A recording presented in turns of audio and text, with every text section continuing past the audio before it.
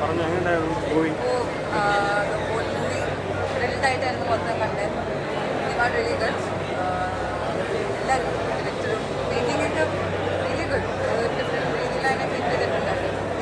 ആ റിലേഷൻഷിപ്പിലും വെച്ചിട്ട് പീരിയോഡിക് പടം ചെയ്യാൻ ഭയങ്കര പണിയാണല്ലോ. അപ്പോൾ അതിൻ്റെ ആ മേക്കിങ്ങിൻ്റെ ആണ് very brilliant. Never felt off വിയേർഡായിട്ട് തോന്നിയില്ല. ടൊബിയാസാണ് great job, very good job. Looking forward. എനിക്ക് റിവ്യൂസൊക്കെ അറിയണം എല്ലാവരും. Let's hope it's working. എന്തുകൊണ്ടാണ് റെക്കമെൻഡ് ചെയ്യുന്നത് ഈ മൂവി?